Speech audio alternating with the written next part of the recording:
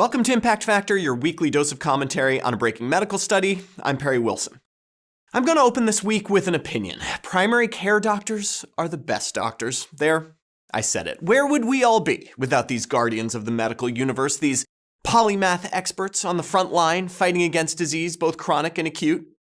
Well, dead, it turns out, according to this study appearing in JAMA Internal Medicine.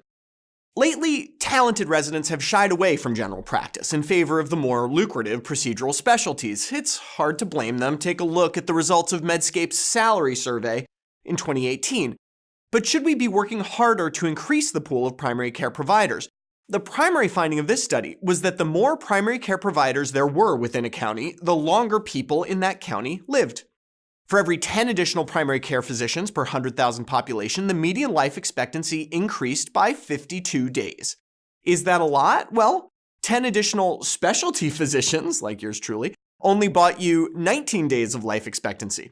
In fact, that gain of 52 days for 10 additional primary care docs was on a par with reducing the rate of smokers from 21% to 18%, and greater than the effect of reducing obesity rates from 31% to 28.5%. In other words, if you were, say, a government trying to improve public health, increasing primary care docs may not be the worst place to spend your money. Okay, I know what you're thinking. Maybe healthier, wealthier counties attract more primary care docs. The researchers addressed this confounding in multiple ways. First, they did a fairly extensive multivariable adjustment, accounting for a bunch of county-level factors, including median home price, number of hospital beds, and specialist physician density, as you can see here. Next, they did an instrumental variable analysis. The trick to this type of analysis is finding a variable associated with your exposure, in this case, primary care provider density, but not your outcome, life expectancy. If you can find such a variable, and that's a big if, you're in great shape because you can use it to analyze the study almost like a randomized trial. In this case, they used the Public Service Loan Forgiveness Program as the instrument, arguing that the institution of the program would drive people into primary care, but not directly impact lifespan overall. This analysis re-demonstrated the primary results. So far, so good. The authors even included a negative control, often sorely missing from studies of this type.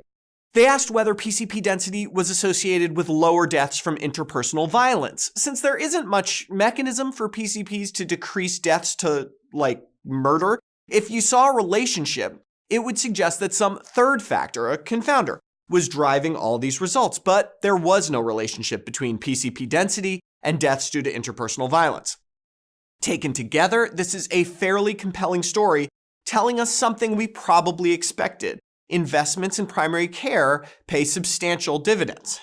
Perhaps it's time to start paying these docs what they deserve. For Medscape, I'm Perry Wilson.